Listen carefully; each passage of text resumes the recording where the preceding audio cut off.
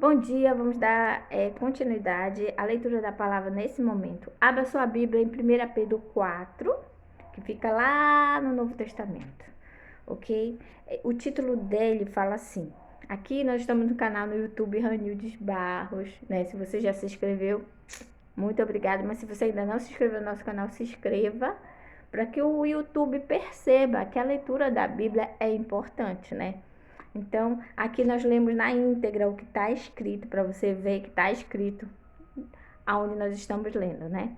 Que às vezes as pessoas falam, está escrito na Bíblia, você diz, aonde? Então, aqui hoje você vai ver o que está escrito lá, abra sua Bíblia, 1 Pedro 4, no Novo Testamento, ok? Ele vai falar sobre a vida transformada. Como será uma vida transformada, você sabe?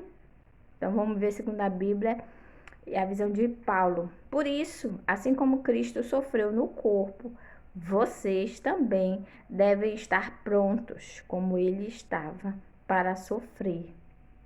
Olha aí quem mente dizendo, venha para Cristo, pare de sofrer.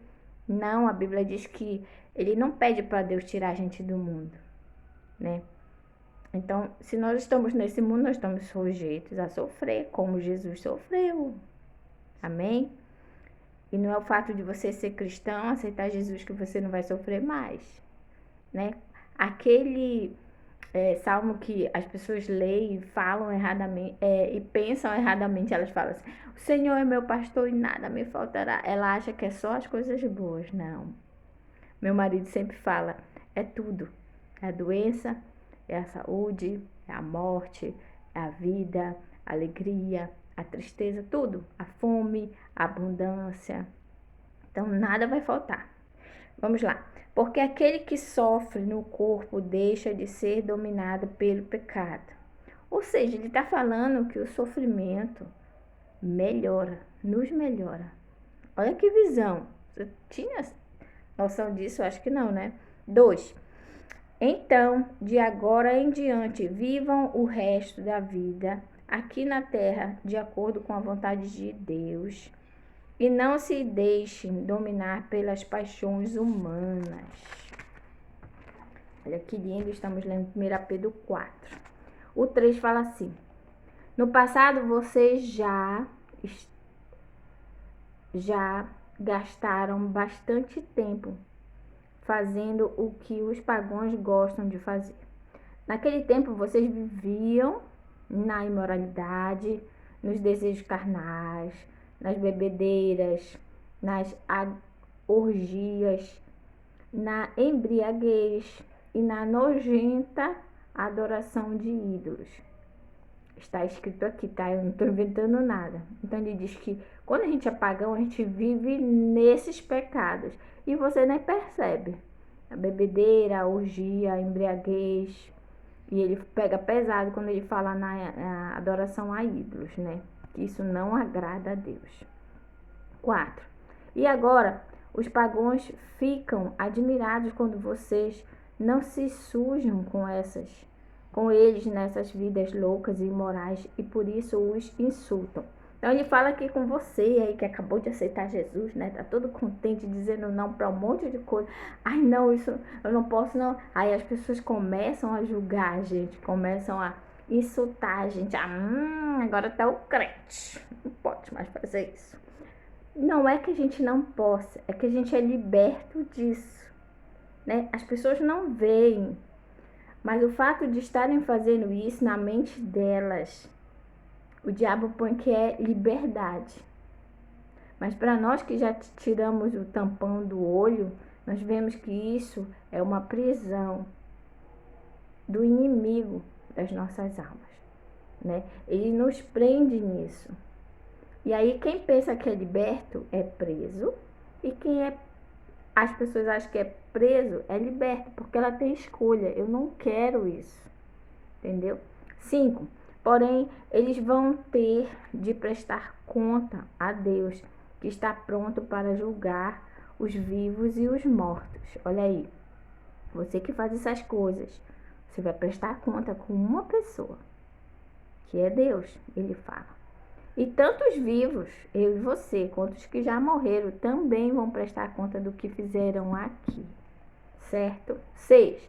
Pois o evangelho foi anunciado também aos mortos, os quais morreram por causa do julgamento de Deus. Como morrem todos os seres humanos, o evangelho foi anunciado a eles, a fim de que pudessem viver a vida espiritual como Deus quer que eles vivam.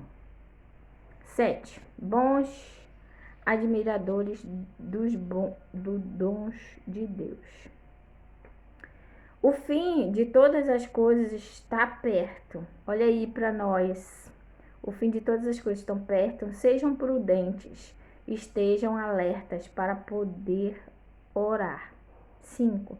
Acima de tudo, amem sinceramente uns aos outros, pois o amor perdoa muitos pecados. 9.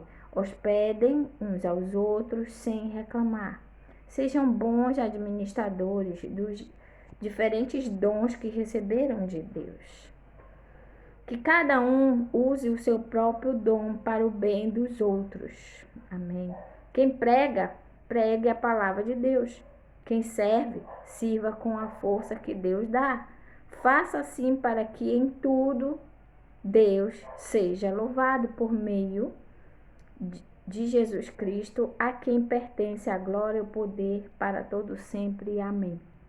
Então ele fala aqui que está chegando o fim e que precisamos amar as pessoas e fazer as coisas que nós aprendemos e que Deus nos deu o dom para servir as pessoas, tomando parte nos sofrimentos de Cristo. Quando você pega a sua cruz e aceita Jesus, você começa a fazer a sua parte, né? De tomar a sua cruz e começa a fazer parte do sofrimento de Cristo, porque você vai começar a sofrer com Cristo também, né? Se você ainda não é julgado, não é tirado sarro, que a gente fala, espere que vai vir, né? 12, estamos lendo 1 Pedro 4, que fica no Novo Testamento, agora o versículo 12 do capítulo 4, tá?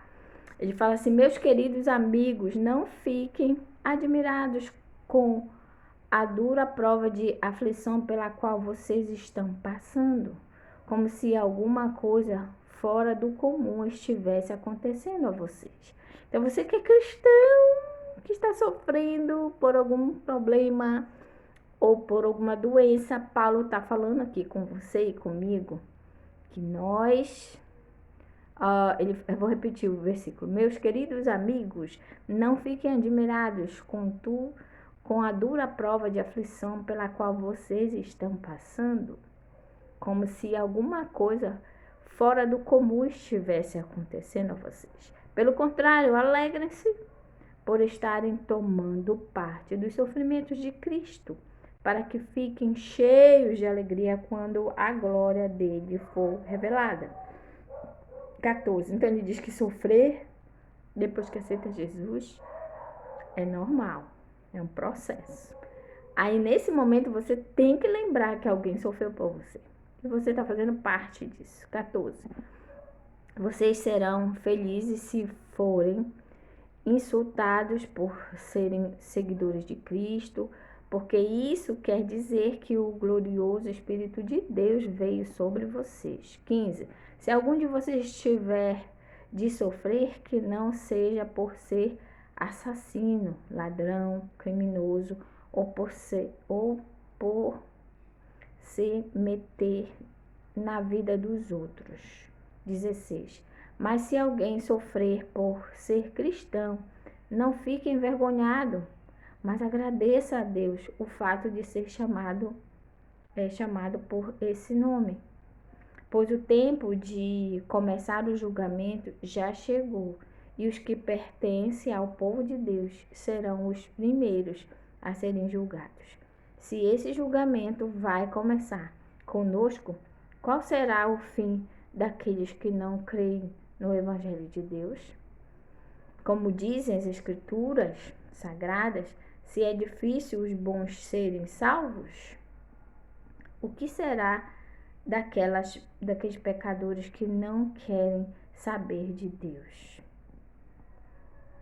Por isso, os que sofrem porque esta é a vontade de Deus para eles, devem, por meio das suas boas ações, entregar-se completamente aos cuidados do Criador, que sempre cumpre as suas promessas. Então, ele está falando aqui comigo, com você, que o sofrimento, como eu já falei nos outros vídeos, né? Você que segue nosso canal sabe disso, que nos outros vídeos, que já tem um monte, tem mais de 200, eu acho, vídeos gravados aqui no YouTube. Se você ainda não se inscreva no nosso canal, dê um gostei, não gostei, comente, né? Se Deus tocou no seu coração, é importante, né? Então ele fala aqui do sofrimento, você e eu que somos cristãos, será que eu já sofri? Será que eu ainda sofro? Hoje, sim. No mundo tereis aflições, mas tem de bom ânimo, eu venci o mundo. E o Senhor Jesus diz que Ele está do nosso lado até o fim dos tempos. Creia nisso. Um beijo.